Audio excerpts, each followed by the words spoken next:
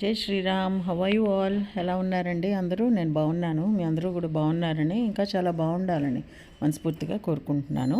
ఇవాళ స్పెషల్గా రథసప్తమి శుభాకాంక్షలతో పాటు అరసవల్లి సూర్యనారాయణ స్వామి టెంపుల్ ఎలాగ వచ్చింది అన్నది కూడా మీరు ఇవాళ వీడియోలో చూసి తెలుసుకోండి. శ్రీకాకుళం అరసవెల్లి సూర్యనారాయణ మహాక్షేత్రం. ద్వాపర యుగంలో సూర్యనారాయణ స్వామి విగ్రహం బయటపడటానికి అసలు కారణం ఏమిటో ఈ వీడియోలో తెలుసుకుందాం.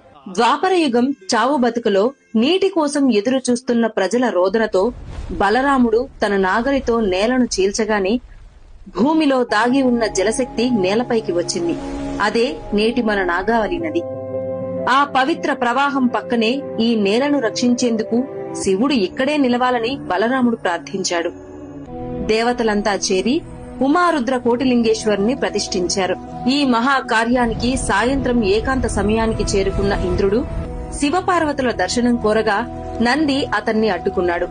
అవమానంతో మండిపోయిన ఇంద్రుడు దూసుకెళ్లగా నంది ఒక్క కొమ్ముతో అతన్ని ఆకాశంలోకి విసిరేశాడు. ఇంద్రుడు రక్తమోడుతూ నేలపై కూలిపోయాడు. అప్పుడు ఒక అగ్నిజ్యోతి అతని ముందుకు ప్రత్యక్షమైంది. అది సూర్యుడు. కలియుగంలో భూమిని రక్షించేందుకు నేను ఇక్కడే కొలువవుతాను అని సూర్యుడు చెప్పాడు. నువ్వు పడిన నేలను వజ్రంతో చీల్చు, నా నిజరూపం బయటపడుతుంది అని సూర్యుడు చెప్పారు. ఇంద్రుడు వజ్రాయుధంతో నేలను కొట్టగానే భూమి హృదయం పగిలిపోయింది. అందులోంచి వెలిగింది దివ్యమైన అరుణశిలతో స్వయంభూ సూర్యనారాయణ స్వామి. ఆ విగ్రహం వెలసిన క్షణంలోనే ఇంద్రుడి శరీరంలోని ప్రతి గాయం, ప్రతి నొప్పి ఒక్క క్షణంలో మాయమైపోయింది. అప్పటి నుంచి ఇక్కడికి వచ్చే భక్తులు కూడా తమ రోగాలు, బాధలు ఇక్కడే వదిలేస్తారని ఈ క్షేత్ర శక్తి నమ్మకంగా మారింది. ఇంకా అద్భుతం ఏమిటంటే ఏడాదికి 2 సార్లు మాత్రమే, మార్చి మరియు అక్టోబర్లో పొద్దున్న తొలి సూర్యకిరణం గర్భగుడి చీకటిని ఛేదించి స్వామి పాదాలపై పడుతుంది. అక్కడి నుంచి శిరస్సు వరకు తనను తానే స్పృశించి మరలా తన శక్తిని తేజోవంతం చేసుకుంటుంది. ఇది నిర్మాణం కాదు, సూర్యుడు తనే తన రూపాన్ని తాకే క్షణం. కృష్ణావతారం ముగిసిన తర్వాత కల్కి ఉదయించే వరకు ఈ భూమిని రక్షించేందుకు వెలసిన ఏకైక మహాక్షేత్రం శ్రీ అరసవెల్లి సూర్యనారాయణ స్వామి క్షేత్రం.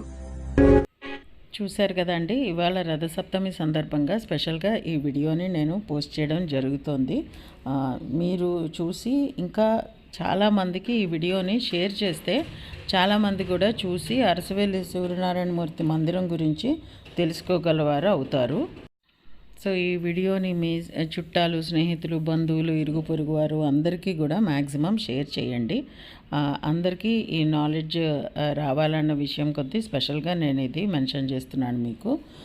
ఇదండి ఈరోజు మా వీడియో. మీకు నచ్చింది అనుకుంటా. నచ్చితే please like, share, comment, hype and subscribe to my channel Varahi world. Signing off for today folks. జై హింద్.